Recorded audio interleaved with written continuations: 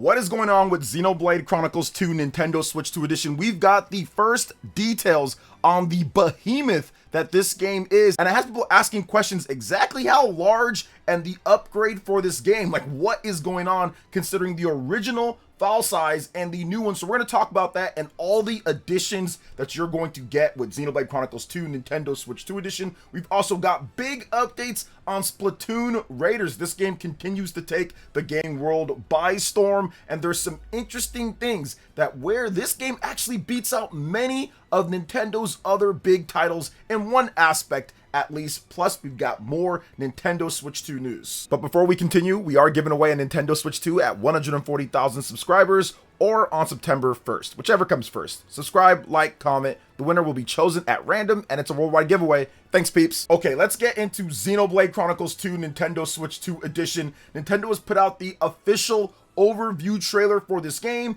and we've got the file size for this game, and I had people questioning what is happening. Now, I did make a video going over Logical Beat. They are the developers. It was outsourced a bit. I'm pretty sure some of Monolith Soft staff was also helping out and doing some things, but Logical Beat, the developers behind Baten Kaitos Remastered, they have been confirmed as the developers or part of the developers of Xenoblade Chronicles 2 Nintendo Switch 2 Edition. So that's interesting in its own right, and we can talk about that a little bit more. But the big thing here is the fact that this game is going to be a staggering 45.8 gigabytes. The original game was not 45.8 gigabytes. It was much smaller than that. It fit on a 16 gigabyte cartridge before, I think, the Torna expansion and all of that. So it was considerably smaller. This is about 3 times bigger or so than the original Xenoblade Chronicles 2 on the Nintendo Switch 1. Now, some people are asking, why is it that much larger and what's going on here? What are my options? Because some people, obviously, file size is an issue when it comes to the Nintendo Switch 2. And the good news is that there is a physical edition of the game. But the bad news is that you have to wait to October 1st for the physical edition of Xenoblade Chronicles 2 Nintendo Switch 2 Edition, and the benefit of doing that is that the whole game is on the cartridge, so that doesn't actually take up your space. Now, if you get it this week, because the upgrade is available, a lot of Xenoblade fans are going to be excited to jump into it, and a lot of Xenoblade fans don't feel like having to re-buy the game because it's an upgrade, so you can simply just take your physical version that you already have, and then you can download the upgrade, so you do save a little bit of space with that, I think, because it's an upgrade on top of that, but it's still going to take up a good chunk of space with that upgrade on the Nintendo Switch 2. So if you want to wait, you can definitely wait till October 1st, and I'm guessing that's because of the production line of the cartridges, and I also probably a little bit of Nintendo saying, hey, get the game digital too. But the game does run at 4K 60 frames per second according to Nintendo. It has a brand new Xenosaga blade Momo. You've got brand new Merc missions in the game to where you take control directly of the blades and you can switch between them and get rewards that way. There's also new outfits for Pyra and Mithra, and once again, the game fully on cartridge October 1st. So it is something to think about. I think I'm probably going to download the update. I already have the game when it comes to the physical versions of Torna in addition to Xenoblade 2. I also have the digital versions of both games. I got review copies from Nintendo back then in 2017 and 2018 for Torna. So I'm excited to jump back into it and kind of see the upgrades. Xenoblade Chronicles 2 out of the trilogy was the most notorious for resolution and performance.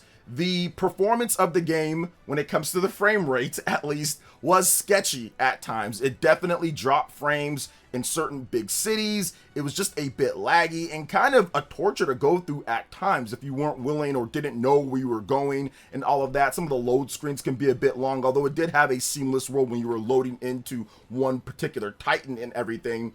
But the resolution was also a problem. Now, not as much docked. It did have a 720p docked resolution, which isn't the best, and if you're on a 4K TV, you can definitely tell that it's 720p. It gets saved by the art style, though, and the vibrancy of the game and the engine they're on, but the big problem is portable mode. That's where it's like 360p or something pretty low. I mean, you're getting below Nintendo Wii numbers and not that much higher than a Nintendo 3DS. So it's one of those things to where this was needed for that aspect, because now you're getting 1080p 60 frames per second portable, and you're getting a 4K image upscaled or a 4K image docked. So that is significantly better than anything. So this needed to happen. There are some people that are kind of outside the Xenoblade community that are wondering why Nintendo is emphasizing this. Well, this is the reason why they're emphasizing this, because this is something that Xenoblade fans and people just in general, if you look at the reviews, a lot of them complained about the resolution and performance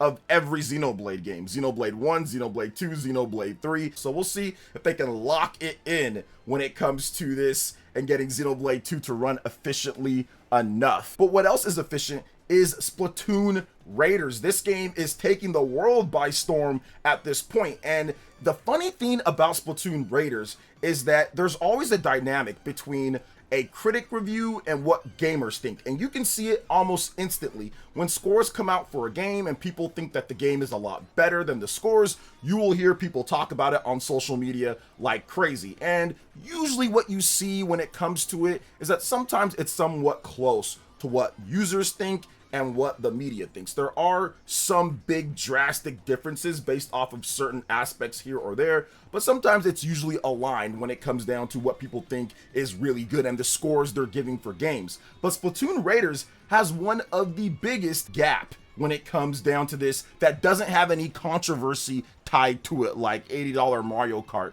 or something like that, because Splatoon Raiders is rated higher from a user score standpoint than every single Nintendo Switch 1 or 2 first-party game in the last decade that I can see. Now, maybe there's something else, but I've been looking back and looking through some of Nintendo's highest rated games. Legend of Zelda Breath of the Wild, Legend of Zelda Tears of the Kingdom, games with 95, 96, 97 plus ratings, or even like a Donkey Kong Bonanza, for example, or a Pokemon Pokopia. Splatoon Raiders has a higher user score on Metacritic than all of those. But you guys know me.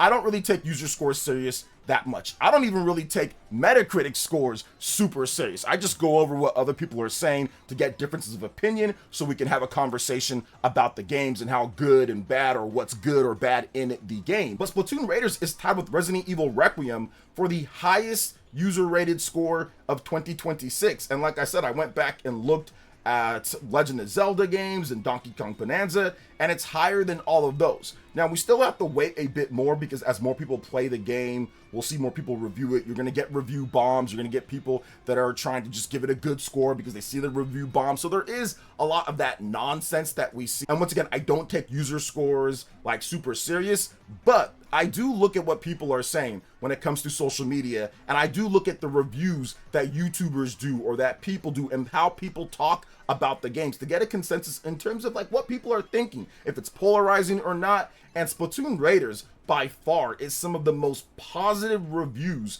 that I've seen people give a Nintendo Switch first party game, Switch 1 or Switch 2. This is the most unified that I've seen for a game in a while, even more than Donkey Kong Bonanza. When I was on the Spawncast, pretty much everybody that was playing the game at the time loved it, said it's one of the better games or one of the best games on the Nintendo Switch 2, that they're having a blast, and had very few bad things to say about the game. And even if you want to look at Metacritic, 81, that's still a really good score. The reason why it's doing so well is because people love the pickup, play, and depth of the game. It's simple to pick up, it's hard to master, especially on the survivalist difficulty or spicy raids, and it gives you just what you want, how you want it. You're never too long in a level, you're never really too short in a level, depending if it's just like one of those bonus dungeons or something like that. So it's a really fine-tuned game of people that have perfected the combat and craft. It adds in the right amount of looter shooter without all the nonsense. No stupid open worlds to traverse and do nothing. No weird MMO style gameplay. You want multiplayer right then and there. Quick get in, get out. You've got it. You can call for help. You can go to somebody else's game, help them out. They can come to your game and help you out, and it'll be in and out. Boom. You'll get everything done. You get your resources. You upgrade.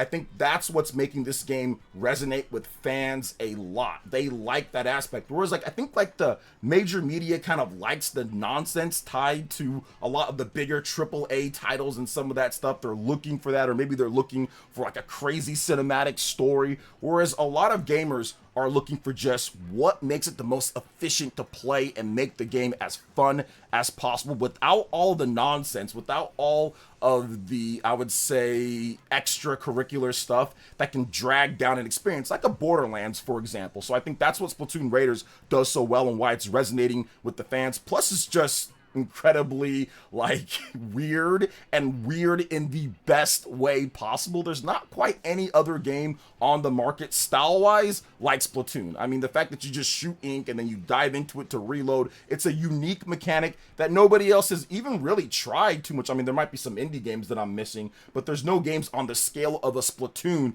and what they do. It kind of like unlocks that inner, I would say, Nerf gun or paintball or something like that. If you ever played those growing up, or if you play paintball now, it's kind of like that in a really weird video gamey type of way. So I think that's why people are really digging what Splatoon Raiders does. There's a lot of great content in there, but we also have more Splatoon Raiders news because the game shot up to #1 on the UK sales charts ending on July 25th, 2026. So just a bit there, not too many days of tracking, as the game did just drop on Thursday last week. So really only 2 days, Friday and Saturday of tracking. So it immediately hit #1 on the board, and it beat out Assassin's Creed Black Flag Resynced. You know, that's had a big launch, although it's a couple weeks now at this point when it comes to Assassin's Creed. But Splatoon Raiders, obviously smaller install base than what you have for the PlayStation 5, Xbox Series, PC over there in the UK, but it's also Splatoon. Splatoon's a big multi-million selling franchise. Every single region, Japan, US, Europe, all of them buy 1 million plus copies of Splatoon games. That's something that we've known for a while. Now, yes, it is tilted towards Japan, because if you look at the amount of people in Japan compared to the overall sales that Splatoon games usually get, it does have a large chunk of people in Japan. So it's more popular, or most popular in Japan, but it's still very popular. Splatoon, the brand, the franchise, still very popular worldwide, and you're seeing that right here. Now, I don't know how long Splatoon Raiders is going to last in the top UK sales charts, but something tells me with this type of game and the word of mouth with this game, because remember, when the reviews went up, it's like, okay, it's a spin-off, it's not the main Splatoon 4, you know, whatever, I'll pick it up when I pick it up. But now the word of mouth with this game is so good, I do think people are going to go out there and pick the game up because of all of the great things that they're seeing online and all the different clips and stuff that people are just showing off with Splatoon Raiders. So I do think that it's going to have a very long tail life, because it is a different style of game. It's not focused on PvP like the regular Splatoon games. It's focused on single player content and PvE, and I think that that gives a different dynamic, different people that want to play that style of game. It doesn't replace Splatoon. If you want to play PvP, Splatoon 3 is there with a good Switch 2 update. If you want to play PvE, or if you want to play a single player Splatoon experience, Splatoon Raiders is here. So I can actually see this series coinciding with each other. You have Splatoon Raiders and the franchise of that, and then you have Splatoon, the numbered series. Kind of like how Pokemon does it with Pokemon Legends, still main series, still canon, but it's a different style of like action RPG or more action elements. And then you have the regular turn-based ones that have 2 versions and have the real big PvP component to it, whereas Pokemon Legends is definitely more focused on single-player experience. So I do think that Splatoon Raiders can birth that here. It can birth a sub-series franchise for the Splatoon brand, and I'm here for it because Splatoon Raiders is awesome. I love the game so much. It's really, really, really good. So that's going to wrap it up for this one here, guys. I do appreciate everybody watching. Please make sure you hit that like button, subscribe if you're someone new, click that notification bell, and check out my other Nintendo Switch 2 RPG content and more right here on screen. Thanks for watching, and we'll catch you for the next one. Peace.